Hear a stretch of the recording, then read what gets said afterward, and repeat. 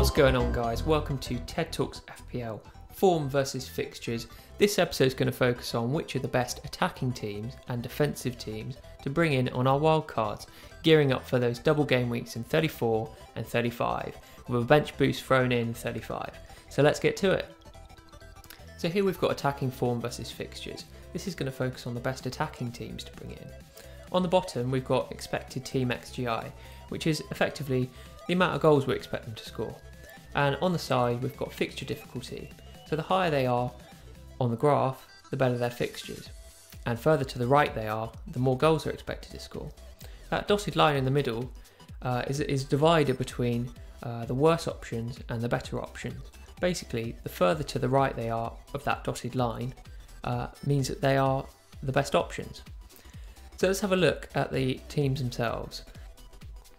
So we're just focusing on the long-term aspects of these teams for now. We're ignoring the double game weeks.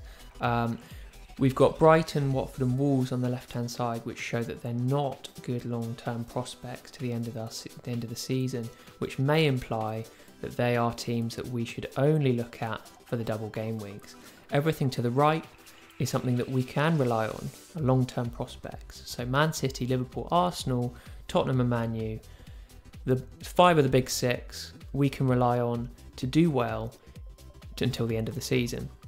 Southampton is an intriguing one because they are to the right of that line, which means they have got excellent fixtures and they're expected to score a decent amount of goals. But the problem is that I wouldn't be completely confident in trusting any Southampton player to be a starting 11 player in my team week in, week out. Looking at the double game week 35 fixtures in isolation for the bench boost options, we've got Watford, Southampton, Wolves and Brighton. Watford have the best fixtures, Huddersfield away and Southampton at home. Southampton close behind with Newcastle away and Watford away.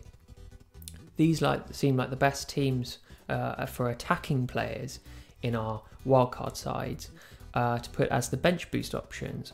Wolves haven't really moved from that last chart, but I think the sole attacking potential of Jimenez trumps the results here.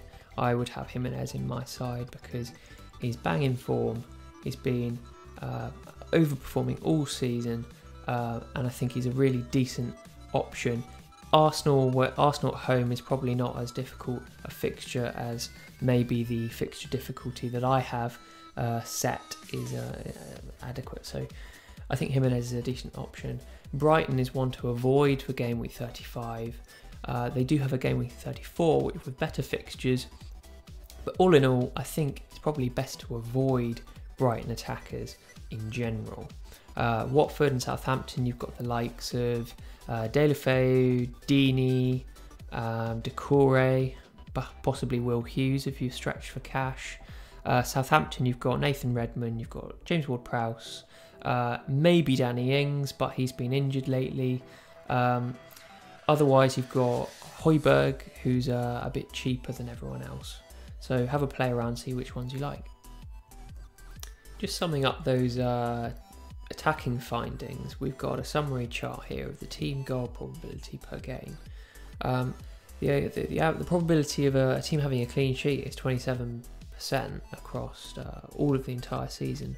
So the chance of a team scoring at least one goal in any game is around 73%. So the probability is worked out here of how far to the right or to the left they are of that white dotted line.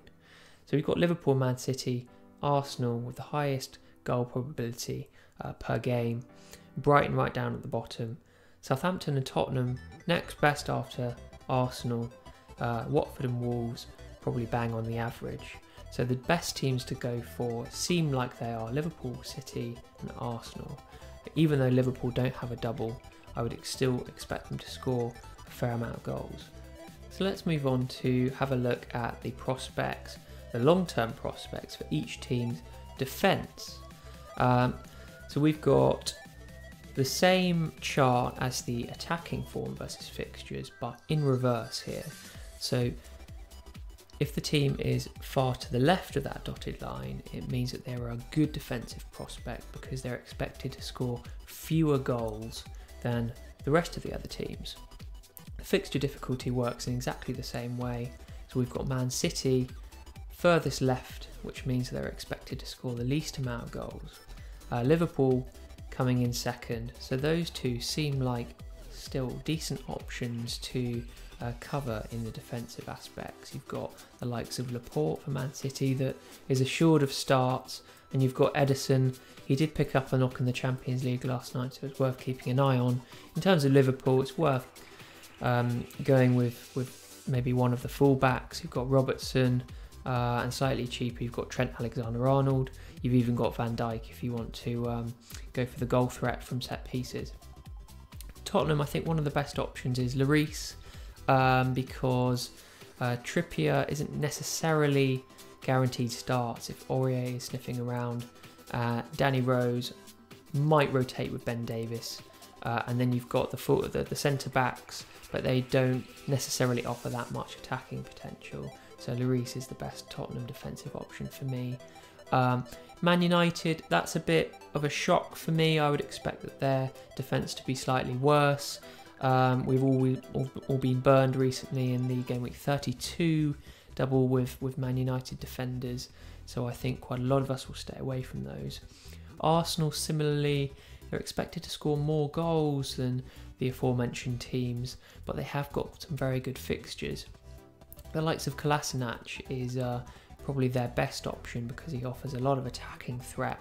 The only slight doubt was that he was taken off at the weekend when Arsenal changed shape, changed formation. So it's slightly worrying that he is the first to come off when Emery wants to change tactic. But if you want to avoid that risk of rotation, then maybe opt for Leno in goal, or maybe one of the centre backs. Wolves, Brighton and Watford maybe don't offer that long-term potential as defensive teams. So let's have a look at the potential for the double game weeks coming up. We've got Brighton here with a double game week in 34 initially, Bournemouth at home, Cardiff at home, and we can actually see that because of those fixtures in isolation, they've actually moved to the left of that dotted line, whereas before they were to the right, which means that they are a decent defensive option for this first double game week. I've seen a lot of teams with wildcards tripling up Ryan, Duffy and Dunk. I'm not sure I would go that far. I think Brighton's defence is still quite a bit frail. Also, we have to manage their potential for game week 35 as well, and the fixtures aren't so kind, so let's take a look at that. We can see Brighton moved far to the right of that dotted line now, which isn't good in this defensive chart. They're expected to concede many more goals, and their fixture difficulty has got worse considerably. Wolves as well, that doesn't seem like their defensive options are that great either, unless you're going to go for attacking potential in the likes of Doherty. Watford and Southampton seem like very good game week 35 defensive options. Their fixtures are fantastic. Watford, you've got the likes of Foster in goal, maybe as your second goalkeeper.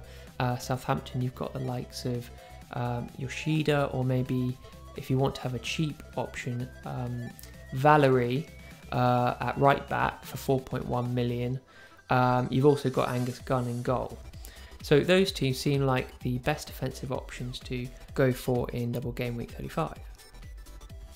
So just summing up those findings, those defensive findings, we can look at the clean sheet probability per game.